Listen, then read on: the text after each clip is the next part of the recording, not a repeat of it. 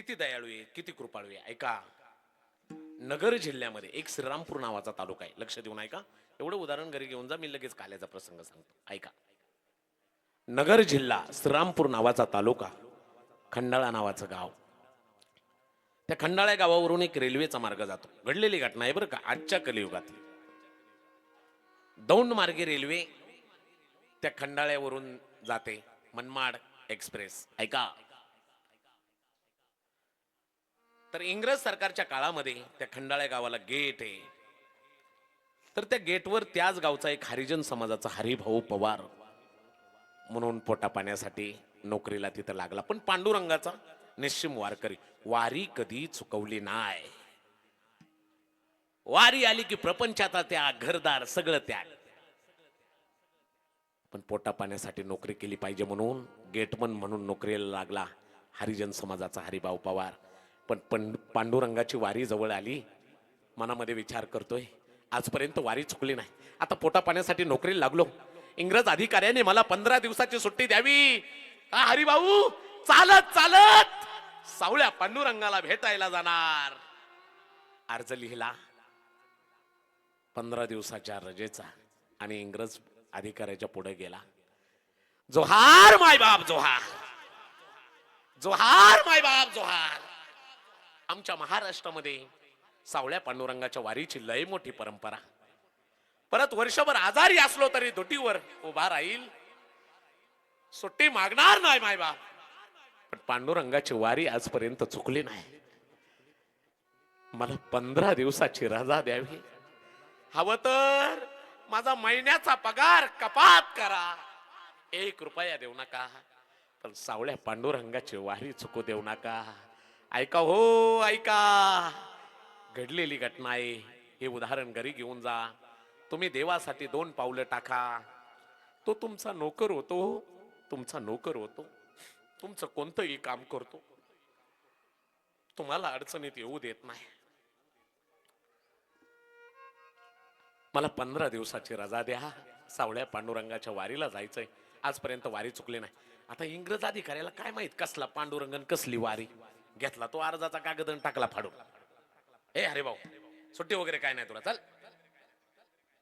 डबडबल्या डोळ्याने गेटवर आला, उभा राहिला. यंदा वारी होत नाही वाटत, आजपर्यंत वारी चुकली नाही. विचार करतोय रात्रंदिवस वारीचा. वारी जवळ जवळ येत होती. परत मनामध्ये विचार आला, अरे नुकतंच नोकरीला लागलोय, 15 दिवसाची कोण रजा देणार आहे. नसल 15 दिवसाची रजा मिळत, किमान 3 दिवस, दशमी, एकादशी आणि द्वादशी. अर्ज लिहिला परत इंग्रज अधिकाऱ्याकडे. जोहार माय बाप जोहार, जोहार माय बाप जोहार. नसल 15 दिवसाची सुट्टी द्यायची, नका देऊ, पण किमान 3 दिवसाची, दशमी, एकादशी, द्वादशी द्या हो मायबाप. प्राण जाईल हो माझा वारी नाही केली तर. मायबाप, हवं तर 3 दिवसासाठी महिन्याचा पगार देऊ नका, पण माझ्या सावळ्या पांडुरंगाची वारी मला करू द्या. आजपर्यंत वारी नाही चुकली, सांगाल ते काम करेल. रात्रंदिवस वारीहून आल्यावर गेटवर उभा राहील, पण मला सावळ्या पांडुरंगाच्या वारीला जायला सुट्टी द्या. परत इंग्रज अधिकाऱ्याने कागद घेतला, फाडून टाकला.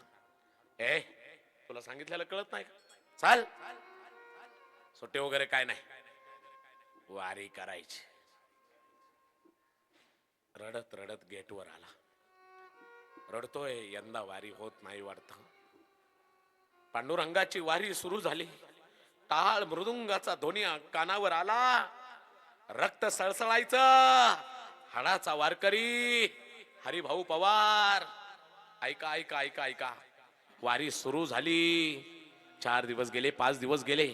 भक्ता भक्ता 9मीचा दिवस उजडला. डोळ्यातून पाणी आलं.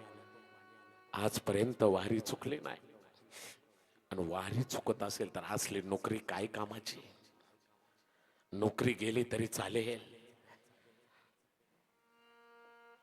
पण वारी सोडायची नाही, वारी चुकू द्यायची नाही. त्याचं काम होतं रेल्वे आल्यावर गेट लावायचा आणि रेल्वे गेल्यावर उघडायचा. रेल्वे तर मी थांबू शकत नाही, पण गेट बंद करायचं माझ्या हातात आहे.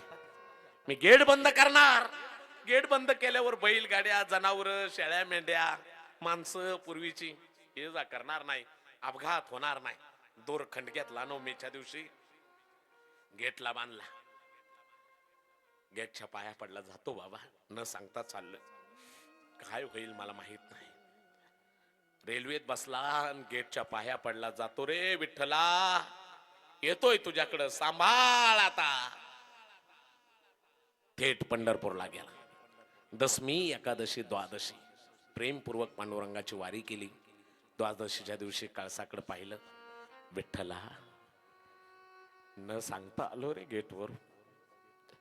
तिकडं जर कोणी दोरखंड सोडला असेल आणि रेल्वे यायच्या वेळेला जर कोणी आले असेल आणि जर अपघात झाला असेल, कोण मेला असेल काय मला माहित नाही, पण आलो न सांगता. माझी नोकरी तर जाणार आता. पण सांगू तुला विठ्ठला, एक वेळ नोकरी गेल्यावर मी जिवंत राहील, पण तुझी वारी केली नसती तर जिवंत राहिलो नसतो. म्हणून आलो रे बाबा, म्हणून आलो बाबा. काय होईल मला माहित नाही, जातो. तुझा आशीर्वाद राहू दे. हरिभाऊ आला. गेटवर गेला नाही, घरी गेला नाही, डायरेक्ट इंग्रज अधिकाऱ्याच्या डिव्हिजनला साष्टांग दंडवत घातला. इंग्रज अधिकाऱ्यासोबत समोर साष्टांग दंडवत घातला इंग्रज अधिकाऱ्यासमोर. जोहार मायबाप, जोहार, जोहार मायबाप, जोहार. क्षमा द्यावी, माफी द्यावी. तुमच्या परवानगी विना न सांगता सावळ्या पांडुरंगाच्या वारीला गेलो. इकडं काय अपघात झाला असेल, कोण मेला असेल मला माहित नाही.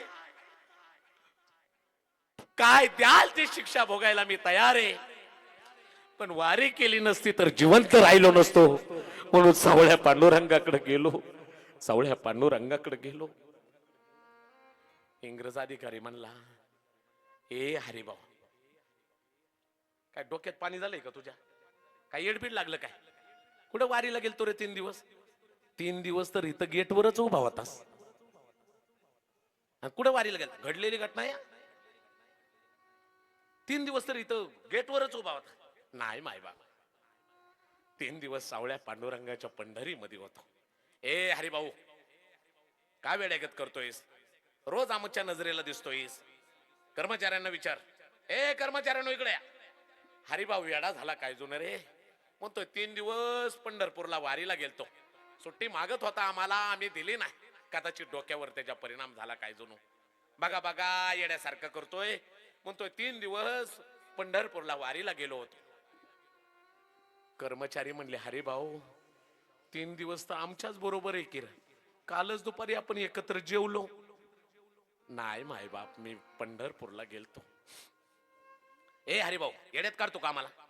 रोज सकाळी हजेरीच्या रजिस्टरवर लाईन लावून उभा राहायचास आणि हजेरीच्या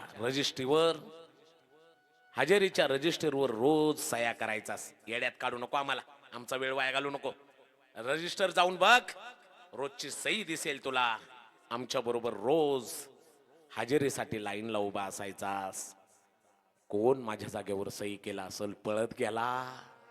रजिस्टर पाहिलं तर ऐका, घडलेली घटना आहे. एवढं प्रेम माझा भक्त करतोय माझ्यासाठी. नोकरीचा विचार न करता, घरादाराचा विचार न करता माझ्याकडे धावून आलाय. त्याच्यासाठी विठेवरचा मालक हरिभाऊचं रूप घेऊन आला, गेटमन झाला आणि आपल्या भक्ताची हाजरी लावण्यासाठी, आपल्या भक्तावर आच येऊ नये म्हणून रजिस्टरवर रोज हरिभाऊची सह्या करायचा. जिथं माझ्या पांडुरंगाने सही केली होती तिथं बुक्का आणि तुळशीचं पान पडलेलं होतं. बुक्का आणि तुळशीचं पान पडलं होतं. हरिभाऊला कळालं माझा विठोबा माझ्यासाठी आलता. रजिस्टर घेतलं, छताडाशी आणलं. माझ्या पांडुरंगाने माझ्यासाठी गेटमन म्हणून नोकरी केली. पळतच गेला गेटवर, साष्टांग दंडवत घातला गेटला. या गेटला साक्षात माझा विठोबा उभा राहिला.